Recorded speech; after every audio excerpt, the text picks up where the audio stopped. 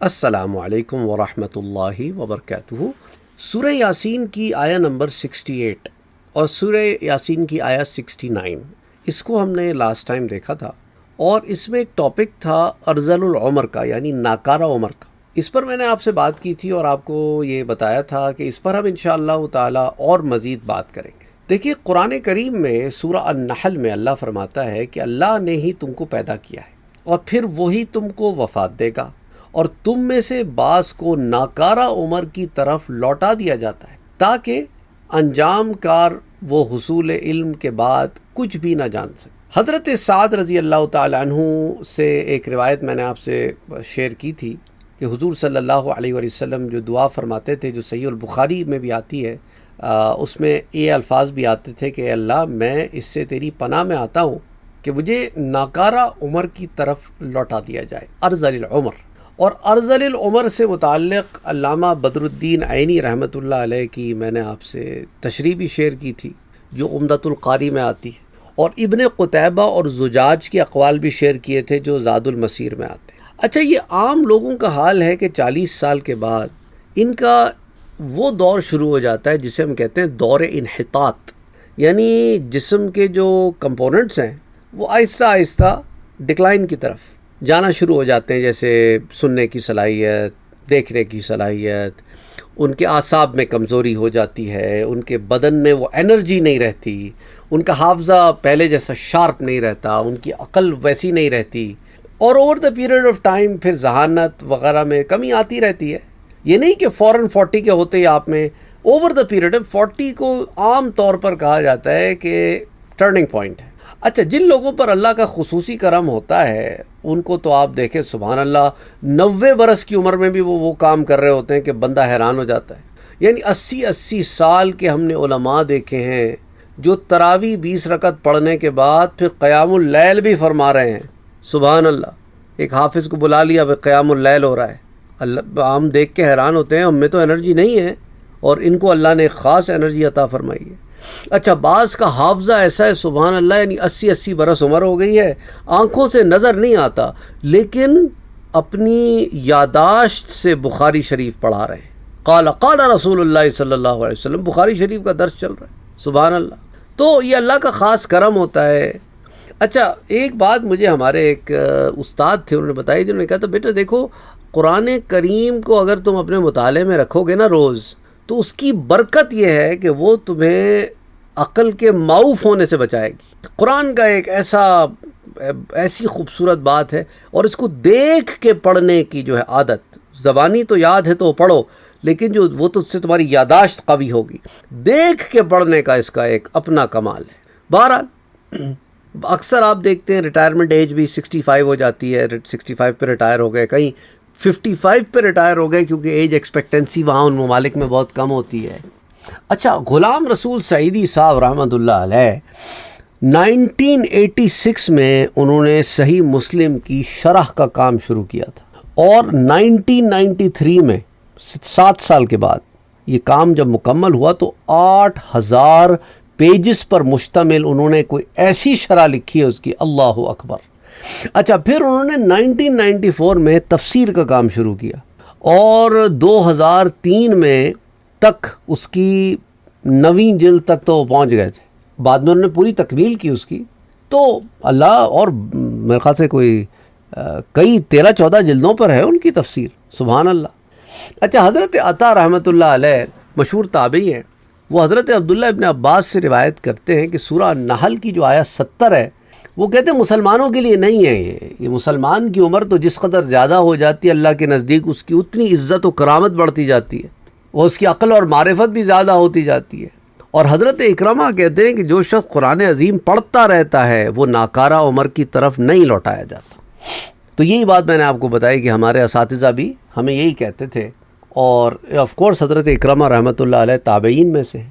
یہ اقوال ذات المسیر میں آتے ہیں، لیکن یاد رکھیں کہ مسلمانوں میں بھی نا جو لوگ بے عمل ہوتے ہیں اور بدکار ہوتے ہیں، حاسد ہوتے ہیں، متکبر ہوتے ہیں، فحاشی کے کام کرتے ہیں، بد اخلاقی کے کام کرتے ہیں، حقوق اللہ اور حقوق العباد ادا نہیں کرتے، پھر اللہ سبحانہ و تعالیٰ ان کو سزا کے طور پہ ناکارہ عمر کی طرف لوٹا دیتا ہے۔ تو دعا یہی کرنی چاہیے کہ اللہ ناکارہ عمر سے بچائے۔ اچھا، اسی طرح صالح علماء اور اولیاء اللہ کی عمریں جوں بڑھتی جاتی ہیں نا، تو ان کے حواس، اعصاب، ان کی عقلوں میں اور زیادتی ہوتی چلی جاتی ہے۔ سو انبیاء علیہم السلام کی عمر میں زیادتی تو اس سے کہیں زیادہ ان کی قوتوں میں اضافے کی موجب ہے۔ دیکھیں نا، حضرت موسیٰ علیہ السلام کی اتنی زیادہ عمر ہو گئی تھی جب فرشتہ ان کی روح قبض کرنے آیا تھا۔ بعض کتابوں میں 120 سال آپ کی عمر آتی، اور ایک تھپڑ مارا تو فرشتے کی آنکھ نکال دی ملک الموت کی۔ آپ کو تھوڑی پتا تھا کہ یہ ملک الموت ہے، وہ تو انسانی شکل میں آئے تھے، اور جملہ بھی انہوں نے ایسا کہا تھا جس کا ایک سے زائد مطلب نکل سکتا تھا۔ اسی کو پھر حافظ ابن کثیر نے بھی البدایہ والنہایہ کی جلد 1 صفحہ 420 پر لکھا ہے کہ اہل کتاب کے نزدیک حضرت موسیٰ علیہ السلام کی عمر جو ہے اس وقت 120 سال تھی۔ اور تورات میں آتا ہے کتاب مقدس صفحہ 202 پر، اور استثناء باب نمبر 34 میں ورسز 5 سے لے کے 7 تک، کہ پس خداوند کے بندہ موسیٰ نے خداوند کے کہے کے مطابق وہیں موآب کے ملک میں وفات پائی، اور اس نے اسے موآب کی ایک وادی میں بیت فغور کے مقابل دفن کیا۔ پھر آج تک کسی آدمی کو حضرت موسیٰ کی قبر معلوم نہیں، اور موسیٰ اپنی وفات کے وقت 120 برس کے تھے، اور نہ تو ان کی آنکھ دھندلا پائی تھی اور نہ ان میں قوت میں کوئی کمی آئی تھی۔ اور ملک الموت کو تھپڑ مار کر آنکھ نکالنے کا جو واقعہ ہے وہ تو حدیث مبارکہ میں موجود ہے، صحیح مسلم میں موجود ہے، سنن النسائی میں، مسند امام احمد میں، اور دیگر اور کتب حدیث میں یہ واقعہ آتا ہے۔ حضرت ابو ہریرہ اس کے راوی ہیں کہ ملک الموت کو حضرت موسیٰ کے پاس جب بھیجا گیا، جب ان کے پاس پہنچے تو موسیٰ علیہ السلام نے ان کو تھپڑ مار کر ان کی آنکھ نکال دی۔ تو ملک الموت واپس اپنے رب کی طرف واپس آئے اور کہنے لگے کہ مجھے آپ نے ایسے بندے کی طرف بھیج دیا ہے تو نے جو مرنے کا ارادہ ہی نہیں کرتا۔ تو اللہ نے ان کی آنکھ لوٹا دی، کیونکہ وہ ہیومن فارم میں تھے نا، اور فرمایا کہ اچھا اب ان کے پاس واپس جاؤ اور ان کو یہ کہو کہ اپنے ہاتھ بیل کی پشت پر رکھ دیں، اور جتنے بال ان کے ہاتھ کے نیچے آئیں اتنے سال ان کی عمر بڑھا دی جائے گی۔ حضرت موسیٰ نے پوچھا پھر کیا ہے؟ تو ملک الموت نے کہا کہ اللہ سبحانہ و تعالیٰ یہ کہتا ہے کہ اس کے بعد پھر موت ہے، یعنی موت تو آنی ہے نا اس کے بعد۔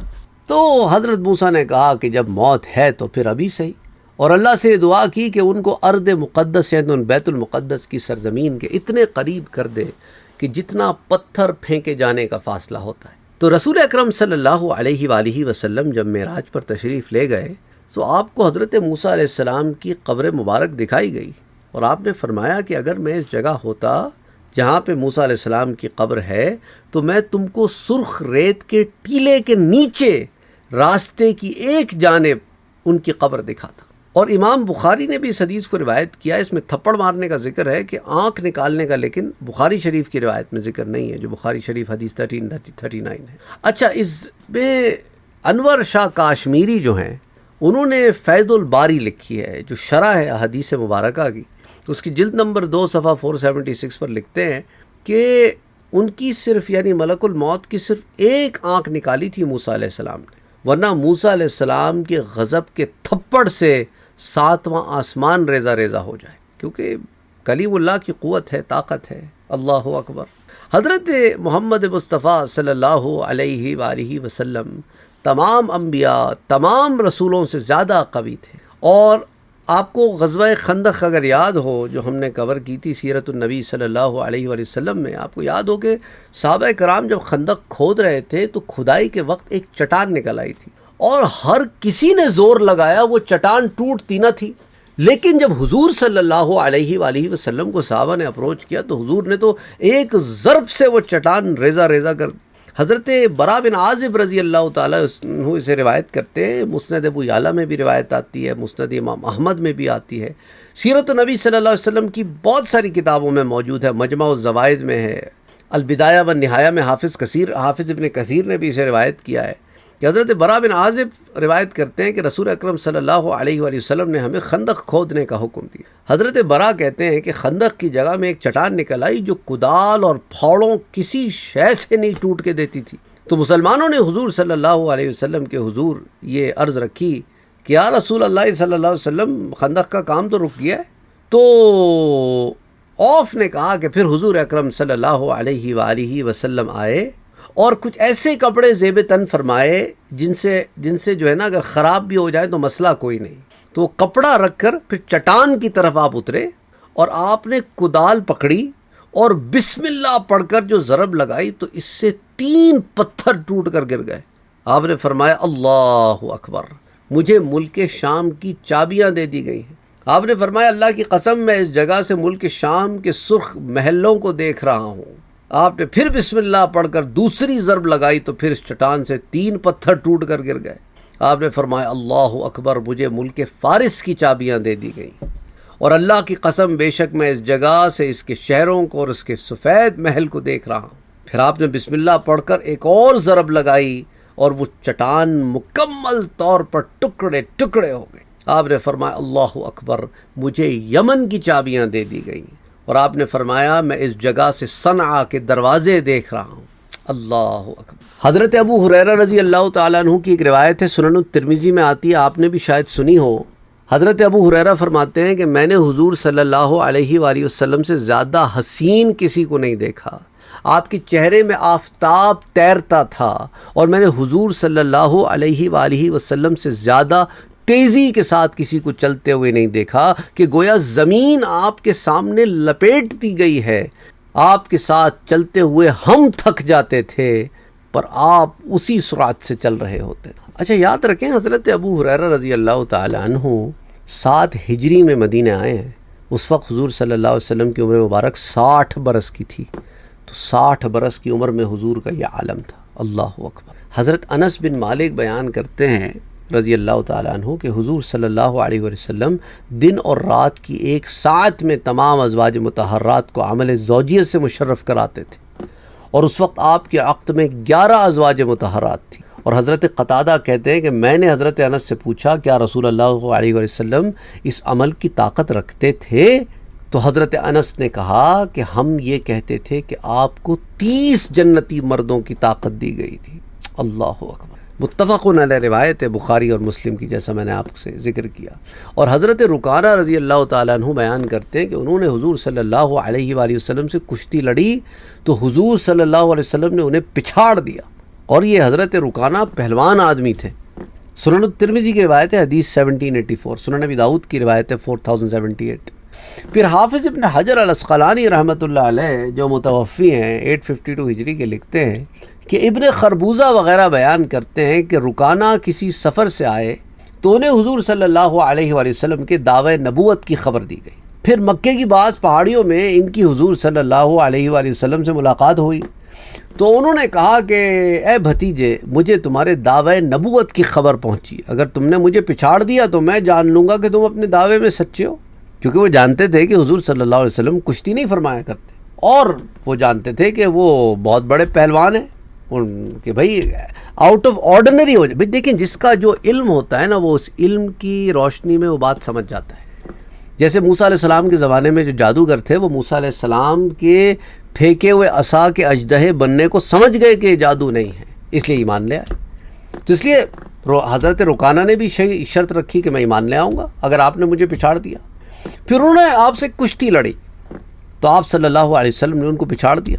حضرت رکانہ فتح مکہ کے دن اسلام لائے تھے، اور ایک قول یہ ہے کہ وہ کشتی میں پچھڑنے کے بعد اسلام لے آئے تھے، تو 2 اقوال ہیں جو کہ الاصابہ میں آتے ہیں حدیث 2695 کے تحت۔ اینی بات ہو رہی تھی ناکارہ عمر کی، تو اس میں یہ بڑے اہم نکتے تھے، اس لیے میں نے چاہا کہ ان کو میں ایک سیپریٹ درس کی صورت میں آپ کے سامنے رکھوں تاکہ یہ بات آپ کے سامنے واضح ہو۔ تو ہم سب نے قرآن کریم کو دیکھ کے پڑھنے کا معمول رکھنا ہے روز، اور یاد سے بھی پڑھنا ہے۔ اللہ سب کے لیے آسانیاں پیدا فرمائے۔ اللہم صلی علی محمد وعلی آل محمد۔ انشاءاللہ آیہ نمبر 69 پھر اگلے درس میں دیکھتے ہیں۔ وما علینا الا البلاغ۔